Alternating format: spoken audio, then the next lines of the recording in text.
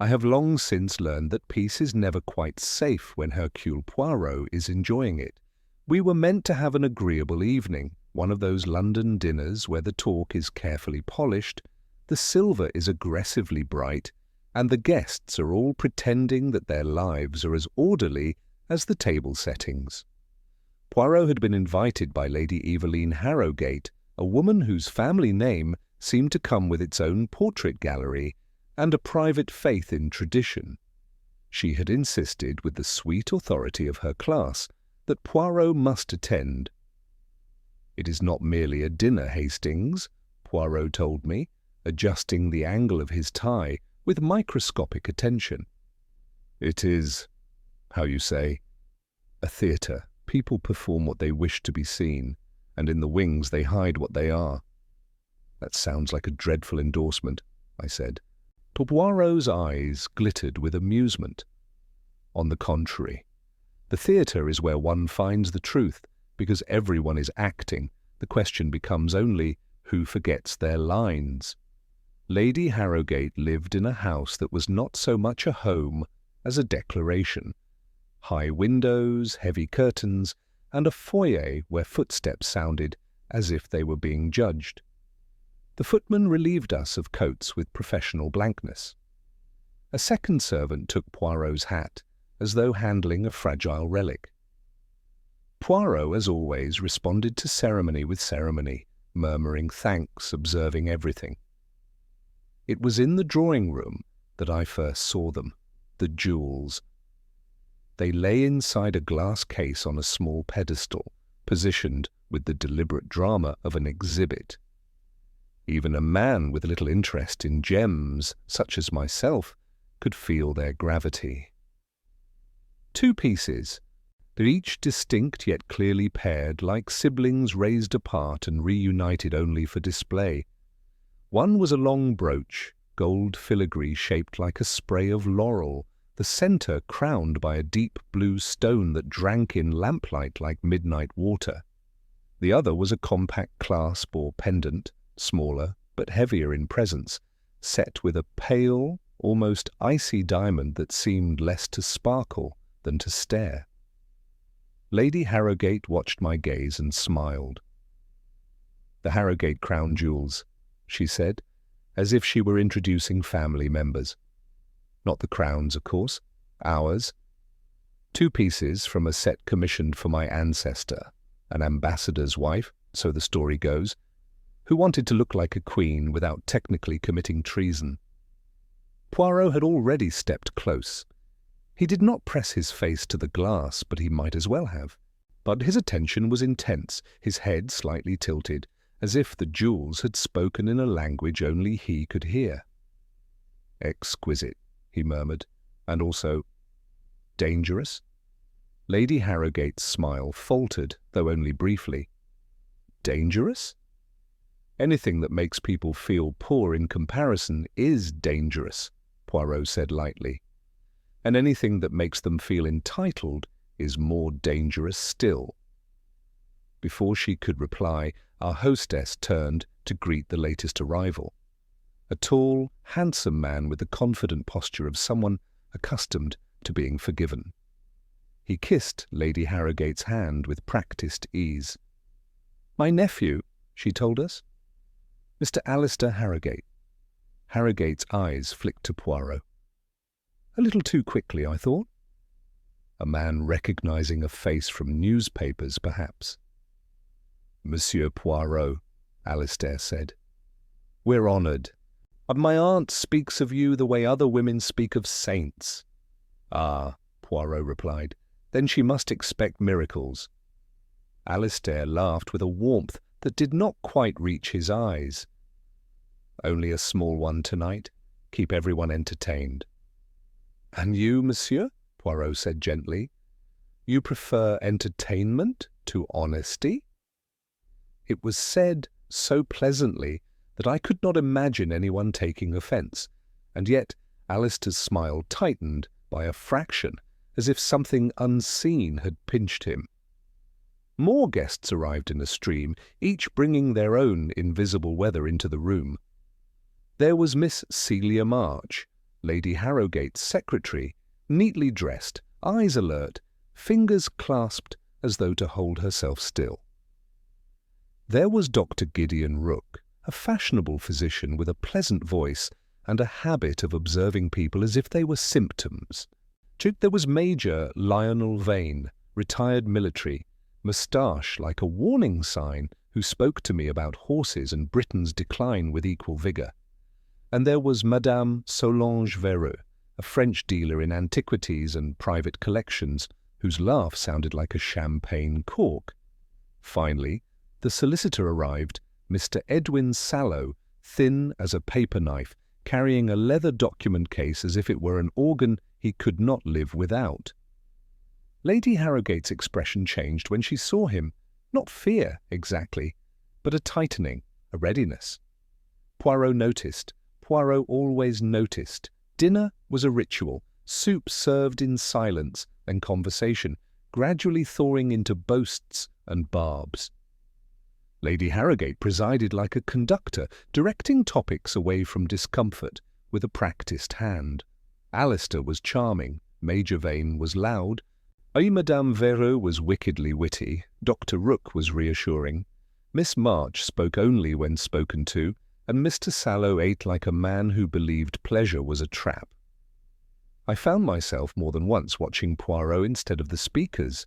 His face was polite and composed, but the small movements, an eyebrow, a pause before lifting his glass, a faint narrowing of the eyes, suggested his mind was not at the table at all.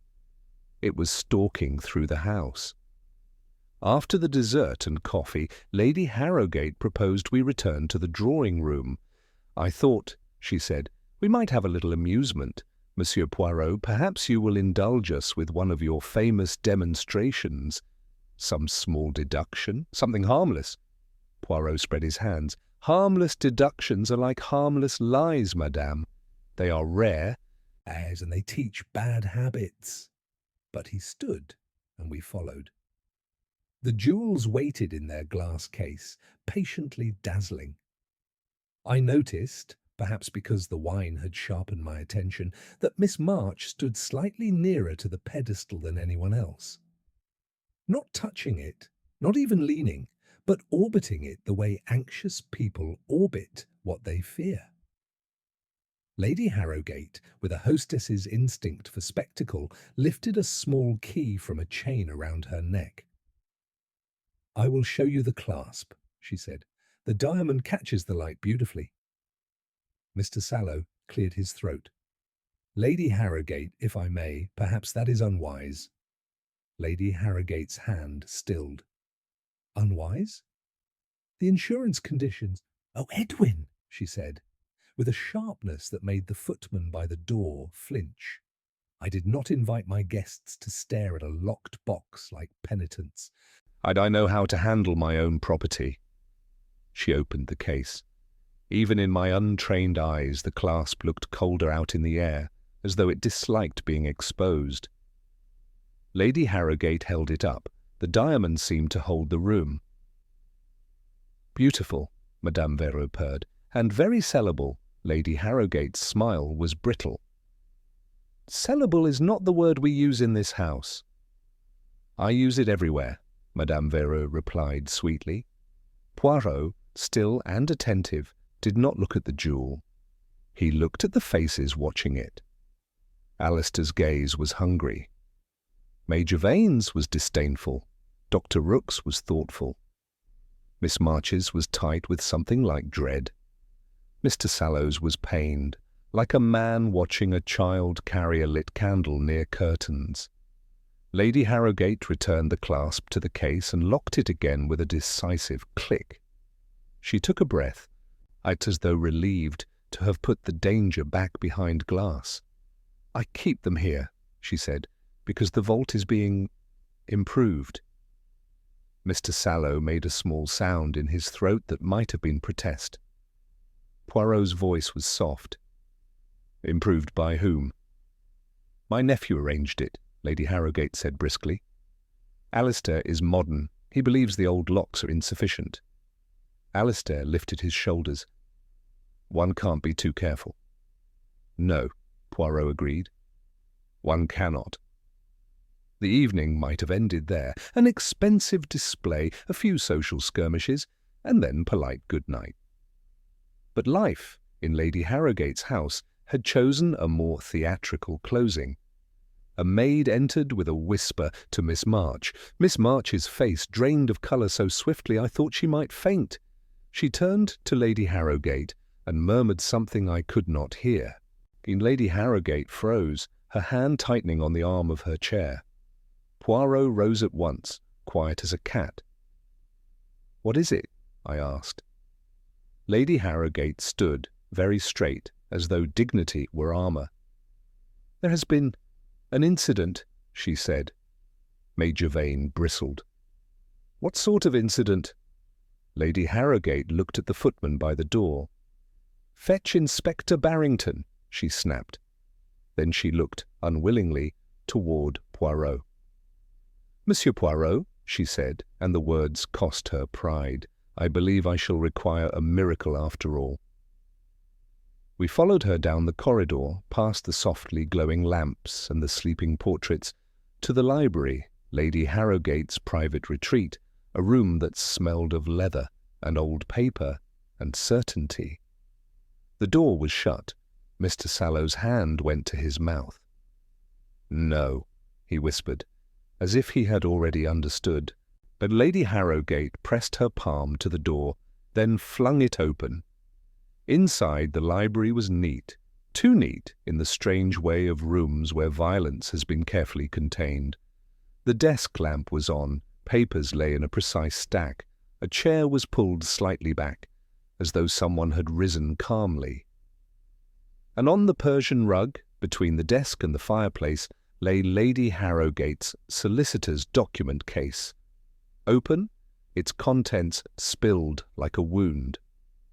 At the far side of the room, near the locked, glass-fronted cabinet where Lady Harrowgate kept certain private papers, a figure sat slumped in an armchair, head tilted at an unnatural angle.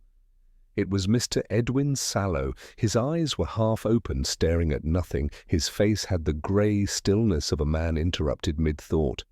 And at his throat, a thin line of red, marked where something sharp had kissed and cut with final intimacy.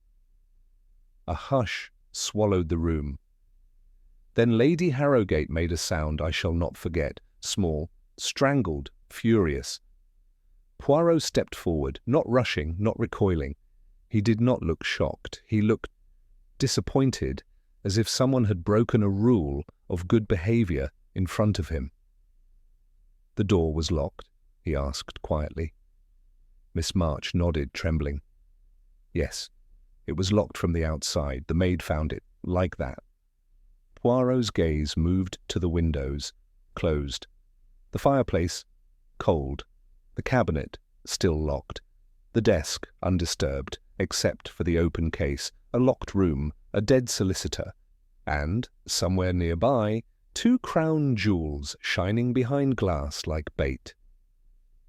Poirot looked around at the cluster of faces, guilty, frightened, curious, outraged, and his voice, when he spoke, was gentle enough to be mistaken for kindness. "Mesdames et messieurs," he said, "I think we will not be going to bed early after all." Poirot's first action was so characteristically small that in the horror of the moment I nearly missed its importance. He stepped back into the corridor and, with quiet politeness that admitted no refusal, placed himself where everyone had to pass him to enter. "Please," he said softly, "do not crowd. We preserve what we can." Lady Harrowgate stood rigid, one hand pressed to her ribs as though holding her heart in place. Alistair moved toward her, then halted. Her eyes never left the slumped figure in the chair. Miss March swayed. I caught her elbow. Dr. Rook, with a doctor's instinct, went quickly toward the body, then paused at Poirot's look and let his hands fall. "He's gone, Doctor," Rook said. "We have sent for the police," Lady Harrowgate added, voice brittle. Poirot's eyes were on the door. The key was in the lock on the corridor side, turned. He did not remove it. He studied instead the little scratches on the brass, the angle at which it sat. "Hastings," he said. "The time?" 10 minutes past 11. "Messi?" Only then did he enter, moving with care. He did not hurry to the body. He glanced at the threshold and the door's edge, as if confirming that nothing had been disturbed since the maid's alarm. The room itself was orderly in that unnerving way that suggests violence has been carefully confined. The desk lamp was on, the fire was dead ash. Near the desk, Mr. Sallow's leather case gaped open, papers fanned out as though flung down in sudden anger. Yet nothing else was overturned. Poirot approached the armchair. Mr. Sallow's hands rested on the chair arms, palms down, fingers slightly curled, as if surprised mid-thought. The thin red line at his throat looked too neat for a struggle. "A blade," Poirot murmured, "not a brawl. Someone wished him presentable." Lady Harrogate made a strangled sound. "You think he did it himself?" Poirot did not answer. He bent to examine the collar and cuffs, then straightened and looked at the papers. One typed sheet had a corner torn away, leaving a ragged triangle. "Those are the Harrogate trusts," Miss March whispered. "You recognize them?" Poirot asked. "I typed many," she said, voice thin. "Mr. Sallow carried them everywhere." "And tonight he brought them here," Poirot murmured.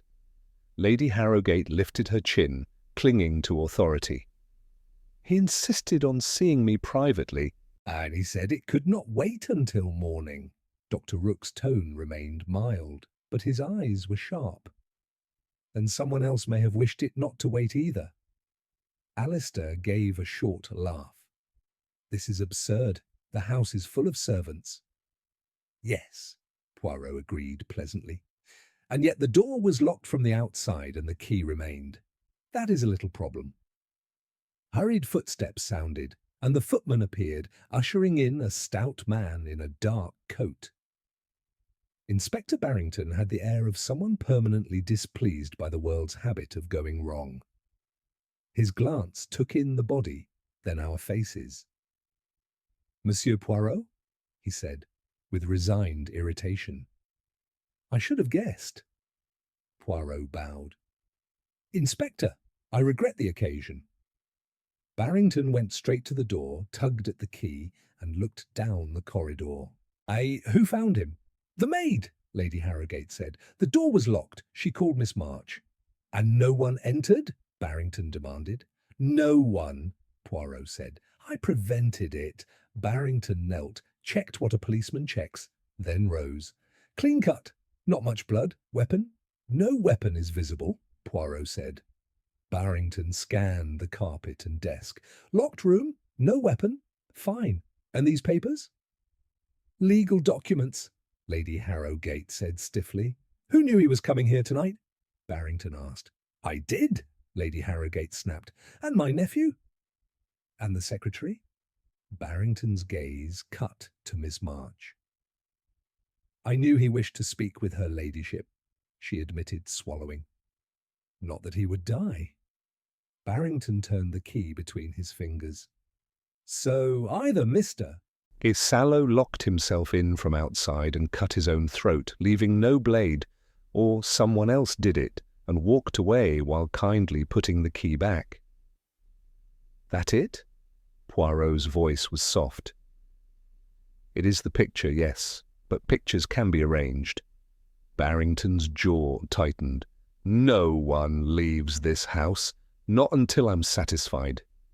Major Vane bristled, but Barrington silenced him with a look. At the inspector's decree, the group shifted like a flock startled in a pen.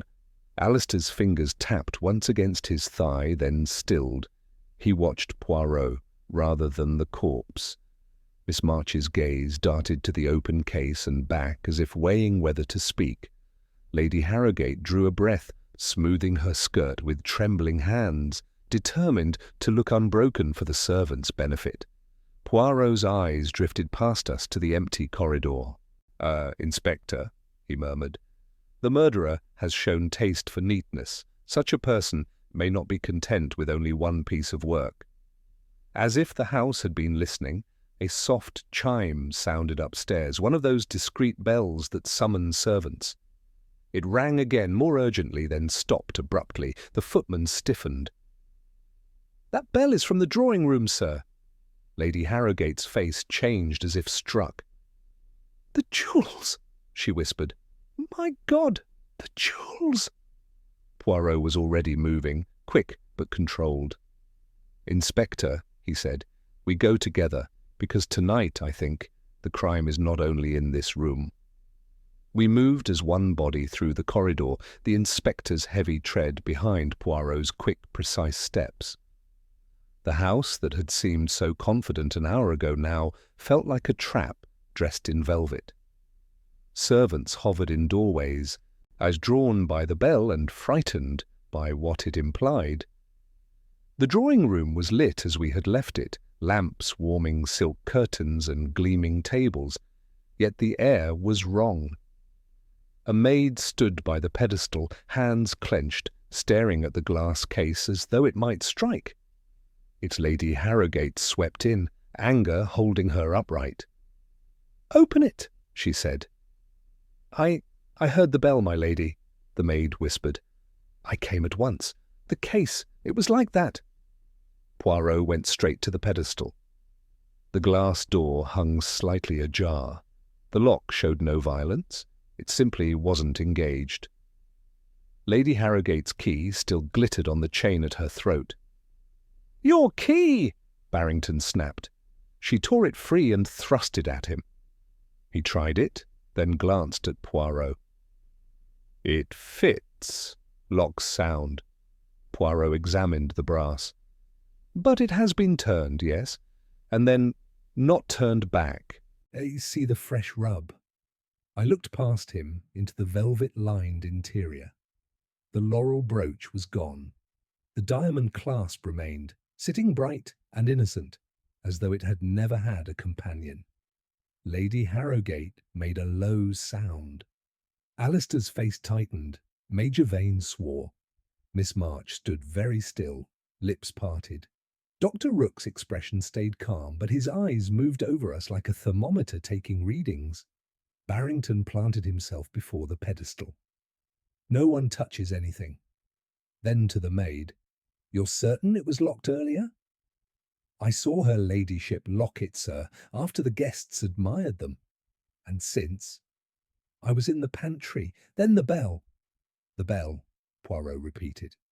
His eyes went to the cord with its tasselled end.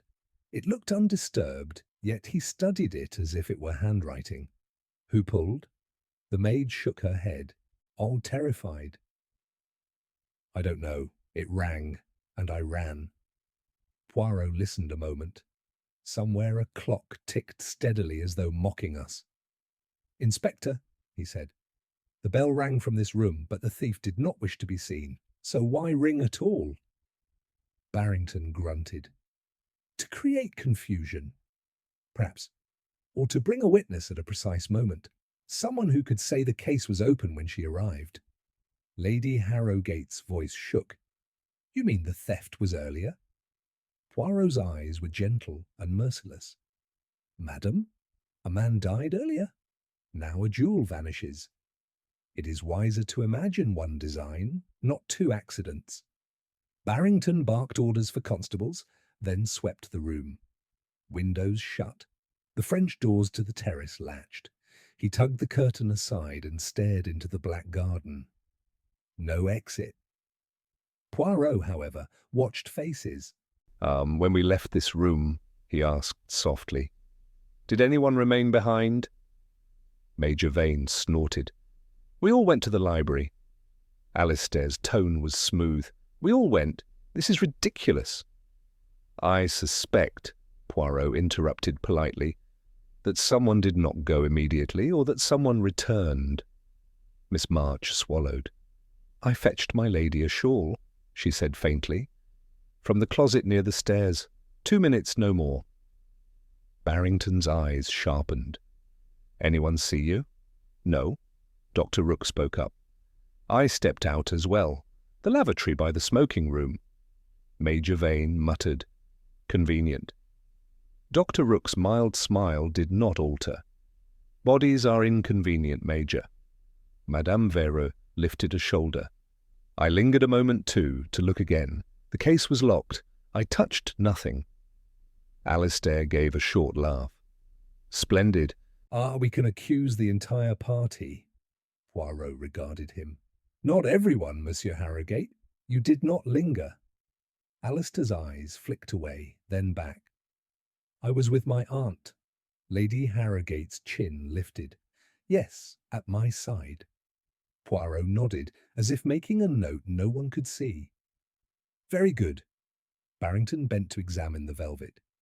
"Indentation where the brooch sat. No loose stones, no marks." He straightened. "Someone had the key, unlocked it quietly, lifted it out." "And left the other," I blurted. "Why risk one and not take both?" Poirot looked at me with that patient air he reserved for my bluntness. "Because the thief may not want both, or may not be able to carry both, or—" He stopped, his gaze drifting to the mantelpiece mirror. In the mirror's reflection, Miss March had raised a hand to her own collarbone, my fingers pressing as if to steady her breathing. Then she stared hard at the diamond clasp still in the case. Poirot followed her gaze and for the first time looked closely at the remaining jewel. His eyes narrowed. He tilted his head so the lamp struck it. "Inspector," he said quietly, "do you know jewels?" "I know stolen property," Barrington snapped. "This diamond," Poirot murmured. "Earlier it caught the light like ice. Now it is bright, yes, but the cut here is not the same." Lady Harrogate stepped forward, furious. "What are you saying?" Poirot straightened. His voice was soft, almost kind. "Madame, I think you have not one jewel left. I think you have an imitation." For a second no one spoke. Then Alistair's laugh came out too high and stopped. Barrington reached toward the case, hesitated, then snapped his hand back. Poirot's eyes, accusing, moved from jewel to key to Harrogate's bare throat. Lady Harrogate's hand flew to her throat, as though the missing weight there could be felt by touch. "Imitation?" she repeated, and the words sounded obscene in that elegant room. Poirot did not reach for the clasp. He merely shifted so the lamp struck the stone at an angle. "See, Inspector, at the girdle. The line is too sharp, and the fire is theatrical. A good paste will glitter for the careless eye, but it does not hold the light. It throws it away." Barrington's face darkened. "So the thief swapped it. When?" Poirot's gaze drifted to the bell cord, then to the doorway. "After we went to the library, most likely, but perhaps it began earlier, with preparation." Miss March flinched. "I did nothing," she whispered. "I accuse no one yet," Poirot said gently. But I listen." Lady Harrogate's composure snapped into fury. "Edwin lies dead in my library, and now you tell me both jewels may be gone. Alistair!" Alistair stepped forward, palms up, the perfect nephew. "Aunt Eveline, let the inspector handle it." Barrington barked. "Everyone stays where I can see them. Major, by the doors. Doctor, there." Major Vane planted himself like a sentry. Dr. Rook chose a place where he could watch both the terrace doors and the hallway. Poirot drifted to the small table where the coffee things remained, a silver tray, a dish of candied peel. He looked, then inhaled. "Citrus," he murmured, and his eyes went to the carpet by the pedestal. He crouched, careful not to touch, and indicated a faint smear like the ghost of a footprint and a sparkle no bigger than a pinhead. Barrington followed his gesture. Not enough to tell me who." "No," Poirot agreed, "but enough to tell me the thief stood here, shifted, turned." Lady Harrowgate's voice rose. "Open the case and let us see it properly." "No," Poirot said, quietly and with finality. "We do not touch until we have thought." Alistair's eyes flashed. "Thought will not bring back a diamond." Poirot regarded him. "Sometimes it brings back the person who took it. Tell me, Monsieur Harrowgate, these improvements to your vault, who arranged them?" "A firm," Alistair said. "Discreet. A name?" He hesitated. "Kendall and Firth, security consultants. And they work while the jewels are kept here?" "My aunt insisted." Lady Harrowgate snapped. "Because you said it was safer than the bank." Poirot inclined his head. "So the jewels were displayed as proof of safety and then removed under our noses." It is ironic. Madame Verot gave a soft laugh. "London irony, always expensive." Barrington rounded on her. "You were the one who said the word sellable." She spread her hands, bracelets chiming. "And I was right. A jewel is always sellable." Miss March made a tiny sound. Barrington's eyes narrowed. "The solicitor's case, what was in it?" "Documents," Lady Harrowgate said hoarsely. "Trust amendments. Edwin was pressing me to sign." "And did you?" "No." Alistair's voice cut in too quickly. "He was bullying her." Poirot's gaze sharpened. "Bullying?" Lady Harrowgate's chin lifted. "He came with threats. He said if I did not sign, he would release certain information. Edwin always thought fear was good law." Poirot nodded slowly. "Then he died in your library near your private cabinet. Perhaps he sought something." Or someone sought it from him." Barrington's impatience boiled. "We'll examine the library again. For now I want timelines. Miss March?" Miss March swallowed. "I left to fetch my lady a shawl. 2 minutes. I returned, and everyone was already moving because the maid had come." "The maid came to you first," Barrington snapped. "So you reached the library before the others?" "Yes. The door was locked. I told her ladyship." Poirot watched her face. "When you came back from the shawl, did you notice anything in the corridor? A voice? A footstep? A door?" She squeezed her hands. "No, only—" The house felt quiet. "Too quiet." Barrington grunted. "Doctor." Dr. Rook answered evenly.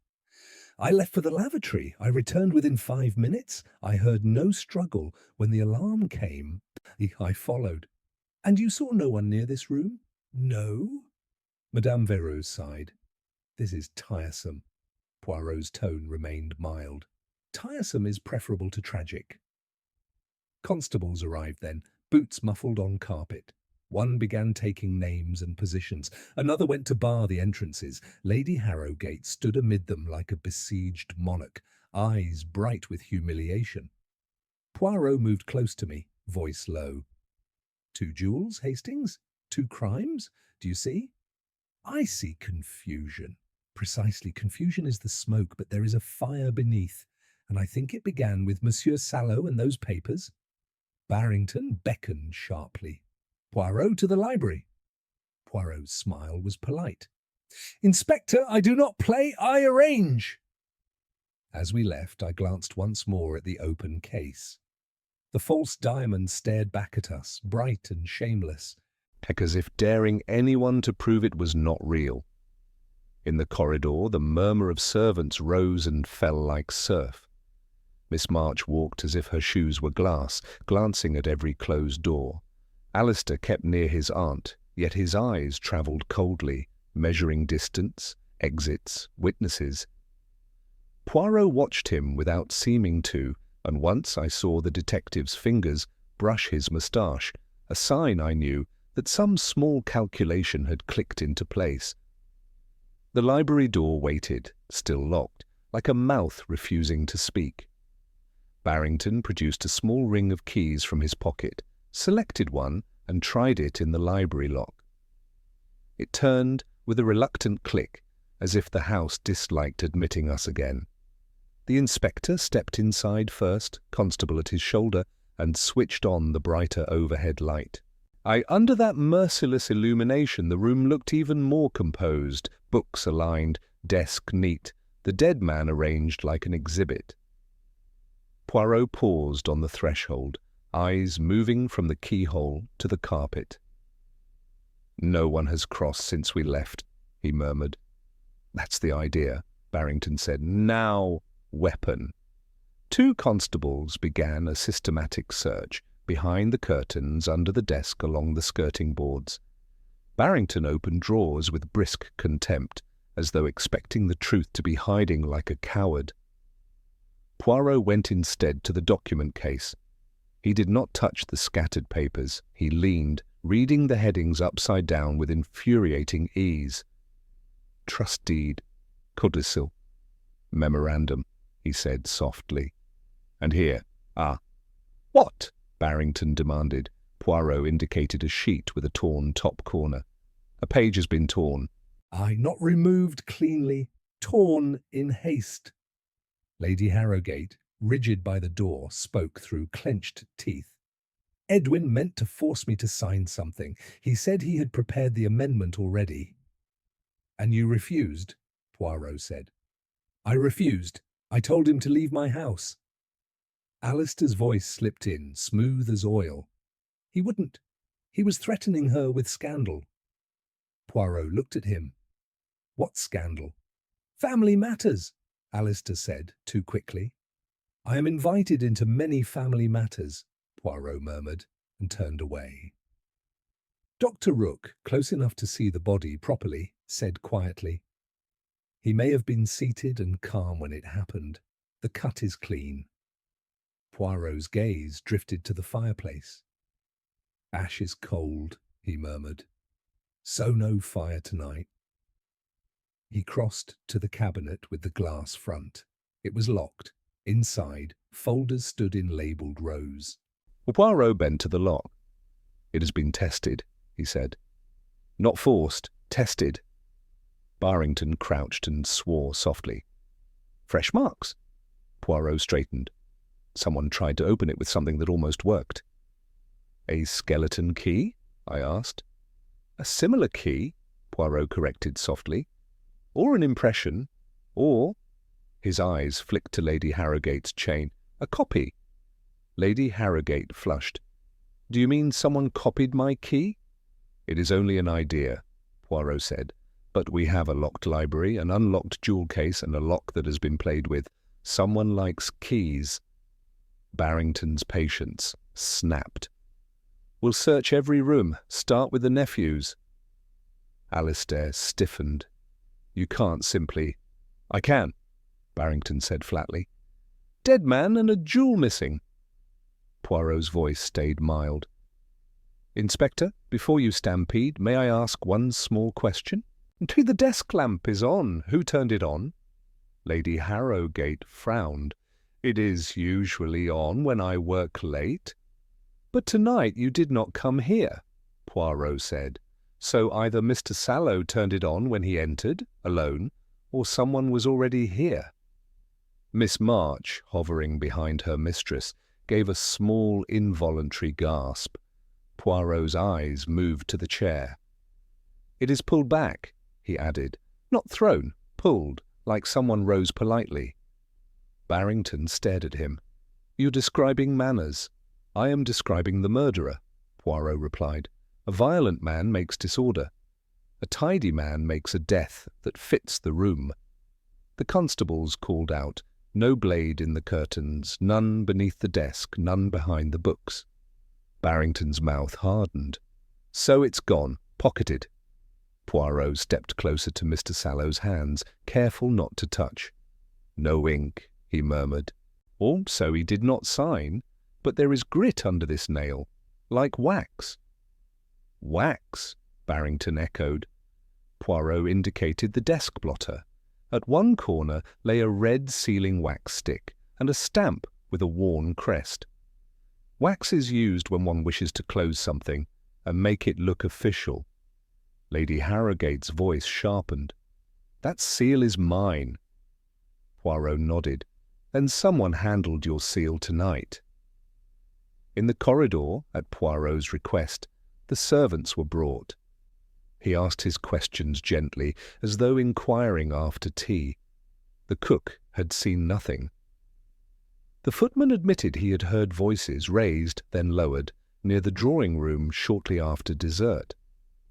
The maid, trembling, said she had passed the gallery and smelled something sharp, like oranges, only stronger. Poirot's head tilted.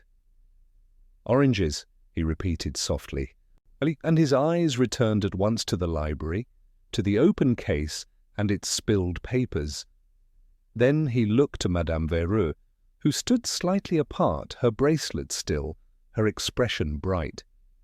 "Madame," Poirot said pleasantly, "your scent this evening, what is it called?" Madame Vereux's smile did not falter, but her eyes did. "Paris," she said lightly. "Everything in Paris smells of oranges." Poirot's voice remained soft. "And wax, madame? Does everything in Paris also smell of wax?" For the first time her laugh came a beat late. "Monsieur, you are charmingly suspicious." "I am only attentive," Poirot said. "This house has 2 perfumes tonight, one of money and one of fear." Barrington cut in. "Madame Vereux, you'll empty your bag." She lifted her reticule with elegant irritation and turned it out upon the desk blotter.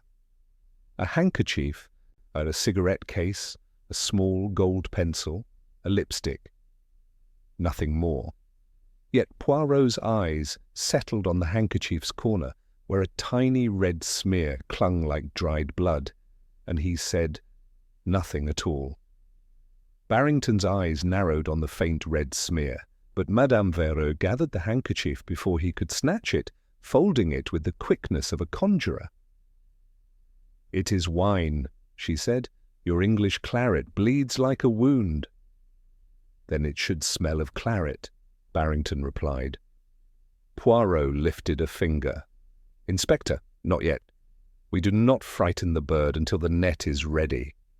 With a grunt, Barrington ordered the constables to continue upstairs and sent a man to secure the servants' entrance.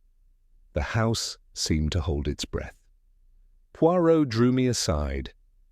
"Hastings, everyone stares at the jewel case. But no one stares at the bell." "The bell?" "It rang, and the maid came. Who rang it? Not the thief, if he wished to slip away unseen, unless he wished the maid to witness something at a precise moment." We returned to the library. Brown paper appeared, ready to cover surfaces. Mr. Sallow remained in his chair, mute and accusing. "Lady Harrogate," Poirot said gently, "your key, when do you remove it from your neck?" She stiffened. "Never." "Never? Even in bed?" Colour rose in her cheeks. "Sometimes I place it in the dish by my bedside." "Ah," Poirot murmured.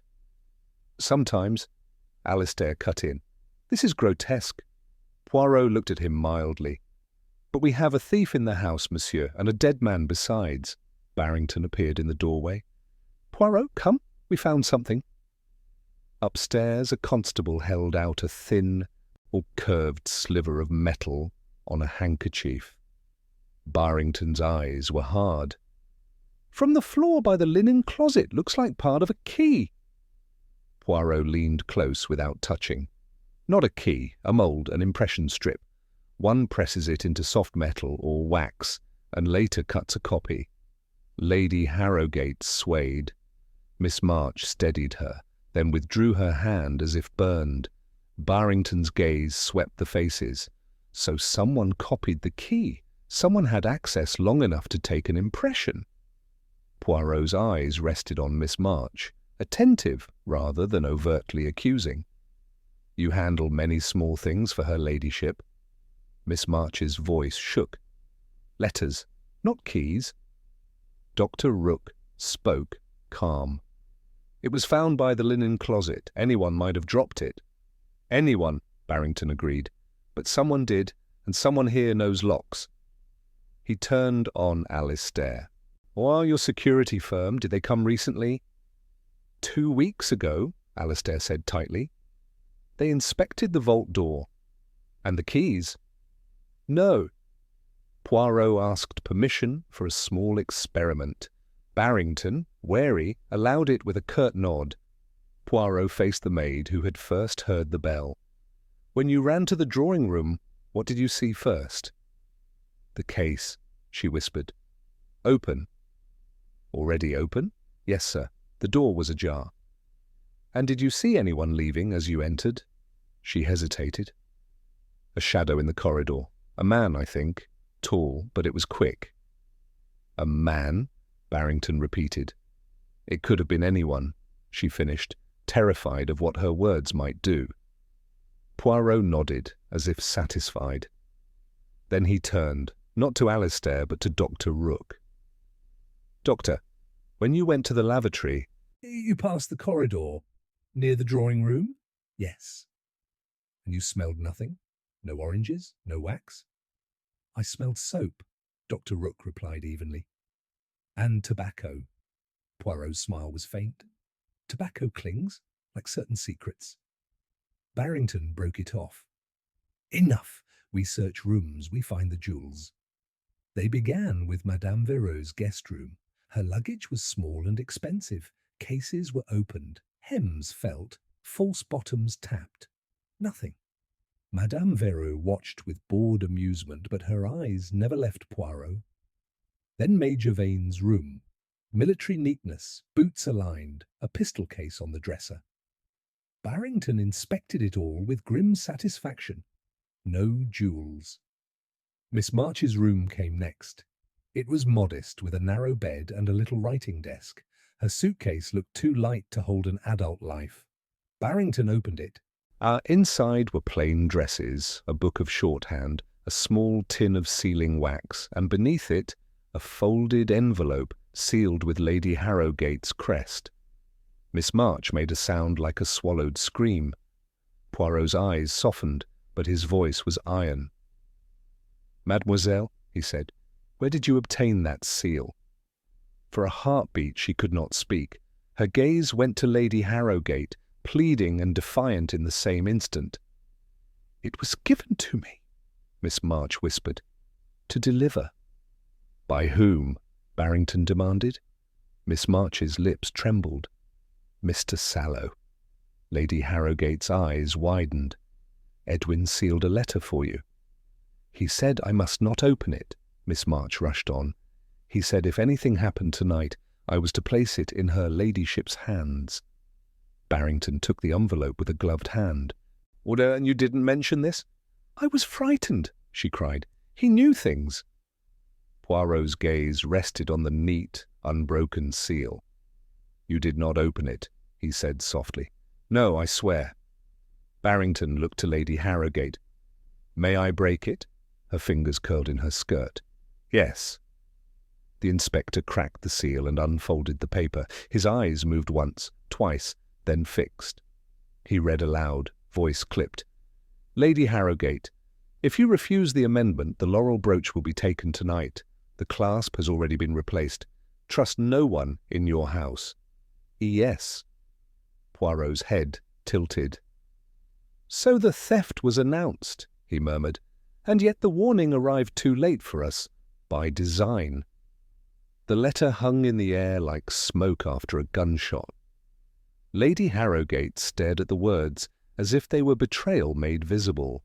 Miss March pressed both hands to her mouth, eyes wet. Barrington folded the page. "So Sallow knew, which means he was either part of it or trying to stop it." "He was trying to control it," Lady Harrowgate said hoarsely. Poirot's voice was gentle. "And yet he is the one who lies dead." Alistair's laugh snapped. A dead solicitor, a threatening note, and now we all stare at each other like villains. Poirot turned his head. "Monsieur Harrowgate, impatience is a luxury tonight." Barrington jabbed a finger. "This note says the clasp was already replaced. When did you last see the real clasp?" "Last month," Lady Harrowgate said, "for valuation." "And who valued it?" "A jeweller in Bond Street." Madame Verreaux's eyes gleamed. "Bond Street has many hungry mouths." Poirot's gaze slid to her. "And some count more than they weep." Barrington said, if the clasp was swapped earlier, the thief had time and access. Someone close." Miss March swallowed. "Mr. Sallow told me he suspected someone had copied keys. He said the cabinet in the library had been opened once and relocked." Poirot's eyes sharpened. "Opened once?" "He said papers had been moved, just slightly. He noticed because the labels weren't perfectly aligned." Poirot nodded. "He noticed, and then he came tonight with an amendment and a threat. Perhaps he hoped to force a confession." Barrington grunted. "Or to force a signature." Lady Harrowgate flared. "He demanded that the jewels be placed in a separate trust, with Alistair as trustee. He called it prudent. I called it insolent." Alistair's jaw tightened. "It was sensible." Poirot's voice stayed calm. "As trustee, you would control them without owning them." An elegant arrangement," Madame Vero murmured, "and very useful for selling." Alistair rounded on her. "Spare me." Poirot looked again at the broken seal. Sallow warned, "Trust no one in your house. That is too broad, too theatrical, like a stage direction. Why not name the person?" Miss March's voice cracked. "Because he thought her ladyship would dismiss him. She always did." Lady Harrowgate stiffened, then deflated. "Perhaps." Poirot stepped closer to Miss March. "When Sallow gave you the envelope, did he touch anything else? Your desk? Your tin of wax?" She blinked. "He asked for my wax. He said his hands were cold." Poirot's eyes warmed. "Softer wax makes a better impression, Mercy." Barrington stared. What are you saying?" "That the mould strip was used with wax," Poirot said. "And that Sallow, willingly or not—" "I was involved in making an impression of a key." Miss March shook her head violently. "No!" Poirot lifted a hand. "One can take an impression from a key without stealing it, if the key is left briefly, for example, in a dish by a bedside. Someone who knew the habit would need only moments." Lady Harrowgate's face went grey. "So, someone has been in my bedroom." Barrington's voice was grim. "Then we search it now." They moved down the corridor. In the bedroom, the scent of lavender lay heavy, trying and failing to soothe. On the bedside table sat a china dish. "Here?" Poirot asked. Lady Harrowgate nodded. "Yes." Barrington lifted the dish. Empty. Poirot bent and examined the cloth beneath, a faint circular mark, as if something had rested there, and beside it a tiny red fleck, sealing wax. Poirot straightened, and his voice carried a small edge. The thief did not only steal, he rehearsed. He learned the house, the habits, the keys. Tonight was the performance. "And the murder?" Barrington demanded. Poirot's eyes went to the mirror, where Lady Harrowgate's reflection looked suddenly old. "The murder," he said softly, "was either an improvisation or the true purpose, with the jewels as distraction." A constable hurried in, breathless. "Inspector, downstairs. We found a man at the servants' door, tied up and gagged." Barrington swore. "Who?" "The night watchman, sir. He says someone hit him from behind. He didn't see who, but he says he heard a woman's voice, speaking French, just before he blacked out." Madame Vero's smile froze. For a heartbeat, no one moved. Then Major Vane made a satisfied noise. "French, eh?" "Yeah, that narrows it." Madame Vero lifted her chin. "A voice speaking French narrows nothing." Barrington stepped closer. "You're the only Frenchwoman here." "I am the only woman with taste," she returned, but her fingers had gone very still on her reticule. Poirot's tone was mild. "A man struck from behind often hears what he expects. A few French words are an easy costume." Barrington's eyes hardened. "Or an easy truth." Poirot inclined his head. Bring the watchman to the morning room, where the light is better, and keep everyone separated now. The thief enjoys crowds. Lady Harrowgate sank onto the bed, breathing shallowly. Miss March hovered, torn between loyalty and fear. Alistair stared at the wax fleck as though it accused him personally. Poirot turned to me. The letter was planted where it would be found at the right moment. When the bell was rung to create a witness. The watchman was silenced to delay pursuit. All is arranged except, perhaps, the death. Downstairs the house stirred again, servants whispering like wind through dry leaves, while above, in the lavender room, Madame Vero's frozen smile began, very carefully, to return. For now, anyway. Barrington herded us to the morning room, a brighter, plainer chamber that seemed offended by the drama invading it. Lamps were turned high, curtains drawn back from the black windows. The watchman sat with a cloth at the back of his head, blinking as though the world had become unfamiliar. "Name!" Barrington snapped. "George Pell, sir." What happened? Pell swallowed. I was at the servants' door, heard footsteps on the gravel, quiet-like. Then a voice, soft, foreign, French, I'd say. "Vite," it said. Silence. I turned. And that's all? Something hard? Here? He touched his skull. Did you see the speaker? No, sir. Just perfume. Strong. Like oranges. Poirot's eyes lifted. Oranges again, he murmured. Madame Vero's laugh fluttered. Everyone smells oranges in this house. Barrington ignored her. After you woke? I was on the floor inside, door barred, my hands tied. Someone had taken my keys. Which keys? Poirot asked softly. The outside ones, sir. Gate, terrace, servants' door, pantry entrance. Poirot's fingers brushed his moustache. So the thief wished to control exits without being seen at the main doors. Barrington leaned closer. Who else has access? The housekeeper, sir. The footman at times. Lady Harrowgate said stiffly. Mrs. Quill has been with me 20 years. Poirot's voice was mild. 20 years is a long time to learn a house. Alistair cut in. Are we accusing the staff now? Poirot turned his head. Monsieur, whoever did this knows corridors and habits. That is not insult, it is logic. Barrington jabbed a finger at Madame Vero. And you, French, perfume, lingering by the jewels. She met his stare. I did not strike your watchman like a common thief. But you could hire one, Barrington said. Poirot lifted a hand.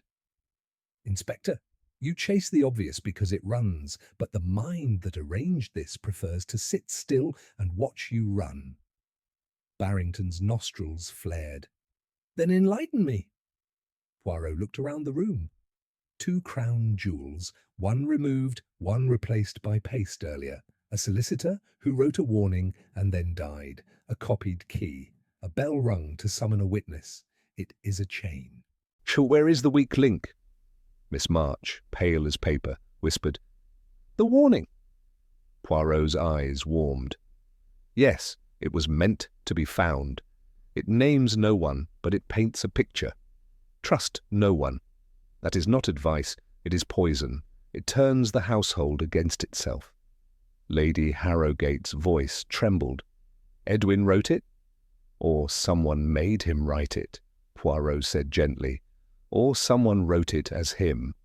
Barrington snapped. Handwriting can be checked. And seals can be stolen, Poirot replied. The criminal offers you evidence that agrees with your eyes. Dr. Rook said calmly. If Sallow knew about the swap, he was close to the culprit.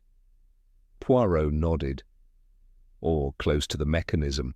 He was a man of documents, a man of seals. Tonight the thief used documents and seals and keys, not brute force. Barrington drank water, then said, we check rooms again. We search the grounds at dawn. Unless it is already out, Poirot murmured. Barrington whirled. Meaning? Poirot's eyes went to the telephone. Meaning removal may have been arranged earlier, by parcel, by messenger, by the very security firm that inspected the vault. Alistair stiffened. Kendall and Firth are reputable. Reputable is a word like beautiful, Poirot said softly. It depends who says it. Barrington hesitated, then allowed Poirot a call. Poirot requested that notices be sent at once to certain jewel dealers and ports, and that Kendall and Firth be contacted to confirm who visited the Harrogate vault, on what dates, and with what staff. When he replaced the receiver, I saw a small brightness in his eyes, as if a door had opened. He turned then to the maid who had heard the bell. Mademoiselle, when you entered the drawing room, did the bell cord still swing? She frowned, thinking. No, sir. It hung quiet. Poirot nodded as if that settled something for him. So the bell was pulled earlier, and then the cord was steadied. A careful hand, the same hand, perhaps, that leaves doors ajar like invitations without leaving a tremor. What now? Barrington demanded. Now we return to the beginning, Poirot said. The solicitor came tonight with an amendment. Madame, what did it do? Lady Harrogate's hands clenched. It moved the jewels into a trust controlled by Alistair. It also... She hesitated. It would allow their sale in exceptional circumstances, with proceeds distributed. Poirot's voice was quiet. So the papers were a key too, a legal key. If the jewels vanish and are later sold, the trust would explain it. It would make theft look like business. Alistair's face reddened. That's nonsense. Poirot regarded him. Then why did Monsieur Sallow die beside his case, and why did the killer try Lady Harrogate's cabinet? Because inside are the true papers that control the story. Barrington's jaw tightened. You think the motive is to change the paperwork and take the jewels under cover of legality? Poirot bowed slightly. Exactly. And when Sallow refused or threatened, the plan required silence, permanent silence. Miss March's breath came in a small sob. Lady Harrogate stared at her nephew as if seeing him anew, and Madame Veru's smile thinned to a line. Poirot's voice remained gentle, but every word landed like a pin. Someone here did not only steal a jewel, they attempted to steal reality. Poirot's last sentence left a chill in the bright morning room. For a moment, even Barrington seemed uncertain whether to bristle or to listen. Then the inspector cleared his throat as if scraping emotion away. Fine, he said. We secure the cabinet, we check papers, and we keep everyone where I can see them. Constable, bring Mrs. Quill. The housekeeper arrived with red eyes and an apron that looked too clean for a night like this. She bobbed to Lady Harrogate, then stiffened at the sight of uniforms. You sent for me, my lady? Barrington's voice was blunt. You have keys. You know the house. Where were you between 10:30 and 11? Mrs. Quill's mouth tightened. In the still-room, sir. Then the pantry. Then I heard commotion and came. Who can confirm? The cook. The scullery maid. Poirot's tone was mild. Mrs. Quill, did you go to her ladyship's bedroom tonight? The housekeeper blinked, offended. No, monsieur, I do not go there unless summoned. And yet the wax fleck lies by the dish where the key rests, Poirot murmured. Someone went. Mrs. Quill looked stricken. Perhaps the maid who turns down the bed? Poirot nodded. Which maid? Mrs. Quill named her, and Barrington sent a constable to fetch the girl. While we waited, Poirot asked Lady Harrogate to describe, without drama, exactly when she last handled the jewel case key. After dessert, she said dully. I unlocked it, showed the clasp, relocked it. Then we went to the library when Miss March came. I did not touch it again. And during dinner, Poirot asked, "Ix your key never left your neck?" "Never." Poirot's eyes rested briefly on the chain's clasp at the back of her neck. "Chains can be opened," he murmured, more to himself than to her. The maid arrived, cheeks blotched with tears. Barrington questioned her sharply. Yes, she had turned down Lady Harrowgate's bed at 10. Yes, the key dish was empty then. The key was still on Lady Harrowgate. No, she had not returned. "Did you see anyone near the bedroom later?" Poirot asked. The girl hesitated. "I saw Mr. Harrowgate pass the landing, sir. He said he was looking for his aunt." Alistair's head snapped up. "I did look. She wasn't in the drawing-room when the shouting began." Lady Harrowgate stared. "I was in the corridor with you." "Before," Alistair said quickly. "Earlier." Poirot's voice was soft. "Oui, earlier is important." Barrington seized on it. "So you were on the landing alone?" "I was walking," Alistair said, angry now. "In my own house." "Not your house," Lady Harrowgate said, and the words cracked like china. Alistair's face went hard. "Aunt, this isn't the time." Poirot stepped between them with polite finality. "Inspector, may we look now at the cabinet? The one beside which Monsieur Sallow died." Barrington led the way back to the library. The constables kept the others behind, like spectators at a grim exhibition. In the lamplight and silence the room seemed to watch us. Barrington tried Lady Harrowgate's key on the cabinet. It clicked open. Lady Harrowgate made a small sound. It was locked. Poirot did not react. He opened the glass-fronted door carefully. Inside, the folders stood almost aligned, but not quite. One file sat a fraction forward, as if it had been rifled and then nudged back by someone who knew neatness mattered. Poirot pointed. "This one." Lady Harrowgate's hands trembled as she drew it out. The label read, "Jewels, Crown Set, Trust." Within were copies of valuations, photographs, and beneath them a thin envelope. It was slit open. Poirot's gaze sharpened. "The original amendment?" Lady Harrowgate pulled out several pages. Her eyes ran over the text, then her breath caught. "This is not Edwin's wording." Barrington leaned in. "Forgery!" "It grants Alistair immediate trusteeship," she whispered, "and it lists the laurel brooch as already transferred for safekeeping to Kendall and Firth. It is dated yesterday." Poirot's eyes met mine. "You see, Hastings? And the jewel was meant to be elsewhere before tonight began." Barrington's voice was grim. "So the brooch could leave by legitimate courier, not by a man in the dark." Lady Harrowgate's fingers crushed the pages. "Edwin would never—" Poirot's tone remained gentle. "Unless he was compelled, or unless his signature was copied, like the key." A constable cleared his throat. "Inspector, there's something in the fireplace." Barrington knelt. From the cold ash he drew, with tweezers, a small curl of half-burned paper, just enough to show an edge of a crest stamped in red. Poirot's eyes narrowed. "Someone burned the proof they could not carry." "And left this?" Barrington snapped. "Because burning is not an exact science," Poirot replied. "But psychology is. The murderer believed you would look for jewels, not for paper." In the doorway, Alistair's voice rang out, too loud. "This is outrageous. Those papers could have been planted." Poirot turned slowly.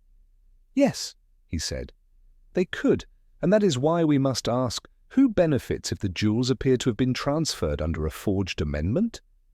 Alistair opened his mouth, then closed it, eyes darting once to Madame Vereux, standing pale and still behind the constables. Poirot watched that glance as one watches a confession. Barrington followed the look and hesitated. Poirot said quietly, We shall not accuse with our mouths yet. We shall accuse with our questions. Outside, the house clock struck midnight, slow and deliberate, as if approving solemnly. The slow chime seemed to hang in the library air, and for an absurd instant I thought time itself had slipped a cog.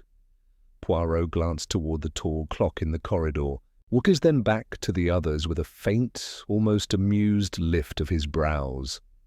"Midnight," Barrington muttered. "It's barely 11:30. "An old house," Poirot said softly. "Old habits, old lies, sometimes even the clocks prefer a different story."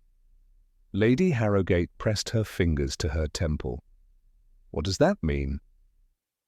"It means, madame, that someone here counts on people accepting what is presented, whether it is the hour, a signature, or a diamond." Barrington snapped orders to seal the cabinet and bag the half-burned scrap. Then he turned, squarely, to Alistair. "You said Kendall and Firth. We're going to ring them again and verify this alleged transfer." Alistair's lips tightened. "Do it.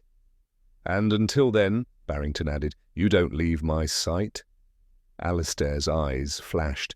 "This is harassment." Poirot's voice was gentle. It is inconvenience, monsieur. Harassment is what happened to Monsieur Sallow." They returned us to the morning room like prisoners marched between polite wallpaper. Servants moved soundlessly, eyes wide. Mrs. Quill hovered by the door, twisting her apron. Miss March sat as if nailed to her chair, the broken seal on the letter still lying like a small accusation on the table. Poirot asked Barrington for a moment, and to my surprise the inspector granted it, perhaps because the Belgian's calm was the only thing holding the room together. Poirot addressed the group. "We will be practical. There are 2 objects and 1 document. The laurel brooch is missing. The clasp is a paste. The forged amendment claims a transfer to Kendall and Firth. If the brooch has truly left the house, it left earlier, under cover of paperwork. If it has not left, Then it is hidden here, waiting for the morning when panic becomes fatigue and vigilance drops." Major Vane snorted. "Hidden where? In a teapot?" "In a teapot is possible," Poirot replied, unfazed. "But more likely in something that belongs to the thief, because thieves are sentimental. They like possession." Madame Verreaux's smile returned, thin and brittle. "Monsieur Poirot, you speak as if you have already chosen your villain." Poirot looked at her pleasantly. "I have chosen nothing. I only observe that you enjoy the word villain as some ladies enjoy lace." Before she could answer, a constable entered with a message slip. Barrington read it, then swore under his breath. "Kendall and Firth's number rings out. Their office claims they closed at 6. No one will answer the emergency line." Alistair exhaled sharply, as if relieved. And then caught himself. "That proves nothing." "It proves," Poirot said softly, "that we cannot lean on outside confirmation tonight. So we lean on what is inside." Barrington's eyes narrowed. "Meaning?" "Meaning we recreate, Inspector. We do not chase. We place each person where they were, and we see who must move to accomplish all these actions. Obtain or copy the key, access the case, ring the bell, silence the watchman, confront Sallow, attempt the cabinet, and leave no weapon." Dr. Rook's voice was mild. "That is quite a list for one person." Poirot nodded. "Unless there were 2, but 2 conspirators must trust one another, and trust leaves fingerprints on the soul." Lady Harrogate's voice trembled. "Can you not simply tell us who did it?" Poirot's eyes were kind and ruthless. "If I tell you too soon, madame, you will defend them." "Or you will explain, you will offer excuses, and the guilty will have time to prepare the next lie." At that, Miss March's head lifted. "Next lie?" Poirot turned to her. "Mademoiselle, you said Sallow knew things. What things did he know about you?" Her mouth worked soundlessly. Then, with a sudden burst of courage or despair, she said, "He knew I wasn't merely a secretary. He knew I was— My name is Celia March, yes, but I was born Celia Harrogate." Silence fell as if someone had snuffed a candle. Lady Harrogate stared, lips parted. Alistair went very still. "I was my father's child," Miss March whispered. "A mistake, a scandal. I was sent away. Edwin found the records and used them. He said I had a claim. He said my existence could ruin my ladyship and Alistair." Lady Harrogate's voice was a rasp. Why did you come here?" Celia's eyes filled. "Because I wanted to see the house, to know what I was denied, and because Edwin promised. He promised he would secure a settlement. I did not know he would threaten murder and jewels." Poirot's gaze flicked to Alistair. "Ah," he murmured, "so the paper was a weapon indeed. Barrington recovered first. You concealed your identity." Celia nodded miserably. "I was ashamed," Madame Vero said softly, "and very useful to someone who likes leverage." Poirot leaned back, fingers steepled. "Now we are closer, because the forged amendment, the jewels and the death all point to inheritance, control, legitimacy. Who stands to lose most if Celia Harrogate is recognized?" All eyes turned inevitably to Alistair. Alistair's smile returned, but it was the smile of a man cornered. "Don't be melodramatic," he said. "My aunt knows my mother's history." Poirot's eyes glittered. "Yes, but the law does not dine at your table." In the hallway, a floorboard creaked, then stilled, like someone listening too closely beyond the half-closed library door. Poirot rose, smoothing his cuffs as though preparing not for accusation, but for a recital. The room seemed to tighten around him.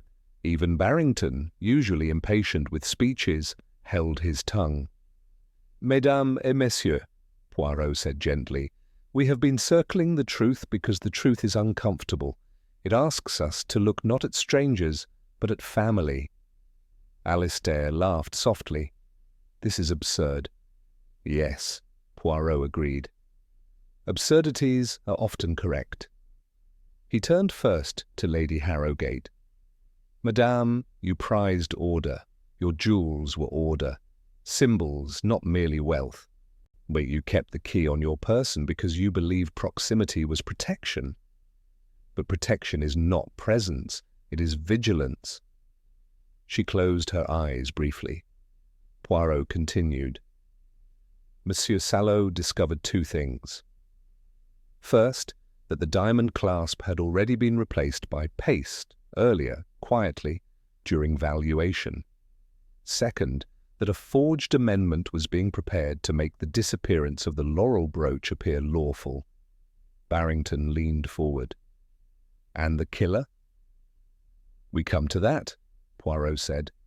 "Sallow intended to confront the architect of this plan tonight. He brought the amendment as bait. He sealed a warning to ensure that, should he fail, the truth would surface. He did not expect to die."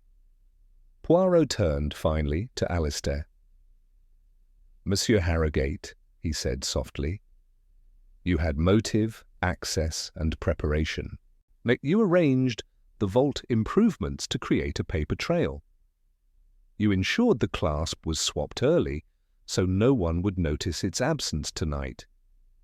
You copied the key when you knew it would be left by the bedside. You rang the bell to summon a witness at the precise moment you needed an alibi. You silenced the watchman to delay pursuit, and when Sallow threatened to expose everything, to reveal Celia's existence and upset the inheritance, you killed him."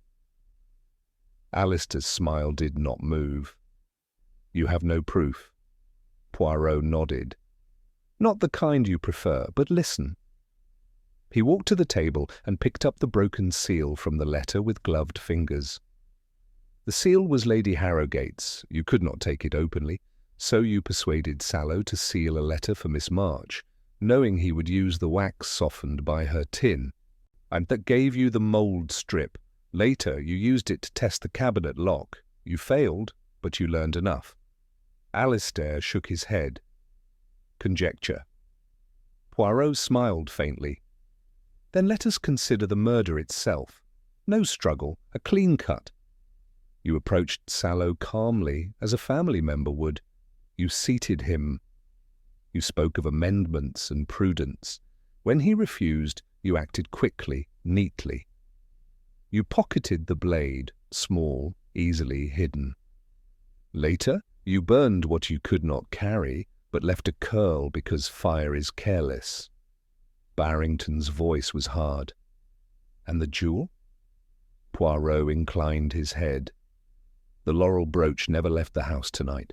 It was hidden in something personal, something no constable would search without cause. He turned to Madame Vereux. Madame, you are many things, but you are not a murderer. Your perfume— You're French. These were costumes used by another. You were meant to be suspected because suspicion is a convenient cloak. Madame Vereux exhaled sharply, relief and fury mingling. Poirot's gaze returned to Alistair. You hid the brooch in your violin case. A sharp intake of breath went around the room. Alistair's hand twitched. Your violin? Poirot went on gently. An object you carried with you earlier. An object lined with velvet. An object no one thinks to search because it sings of culture, not crime. Barrington barked an order. A constable hurried out and returned moments later with the case. Barrington opened it. Nestled beneath the instrument, wrapped in a silk handkerchief, lay the laurel brooch. Lady Harrowgate made a sound like a breaking wave. Alistair sagged, the fight draining from him. Yes, I did it for the family, he said dully. For the name. Poirot's voice was quiet. You did it for control. The name was only the excuse. Barrington snapped cuffs onto Alistair's wrists. You're under arrest for murder and theft. As he was led away, Alistair looked once at Celia. You should never have come back. Celia met his gaze, tears on her cheeks, but her spine straight. I should always have existed. The house seemed to breathe again after they were gone. Servants stirred. Mrs. Quill crossed herself. Lady Harrowgate sank into a chair, suddenly old. Poirot approached her. Madame, order can be rebuilt. Truth is harder, but it is cleaner. She nodded, exhausted. And Celia? Poirot smiled, a small, kind smile. The law will decide inheritance, but humanity may decide reconciliation. Celia stepped forward, tentative, while Lady Harrowgate hesitated only a moment before taking her hand. Barrington cleared his throat. Good work, Poirot. Poirot bowed slightly. The little grey cells, Inspector. They dislike being idle. Later, as dawn crept pale and honest through the windows, Poirot and I stood at the door, coats on. The house behind us looked stripped of illusion, but lighter. An ugly business, I said. Poirot adjusted his hat with care. Ugly, yes, but instructive. People steal jewels thinking they are objects. They forget that jewels are ideas of worth, of legitimacy, of power. It is ideas that kill. He smiled at me, serene once more. Come, Hastings, I think after all this disorder, I deserve a very orderly breakfast.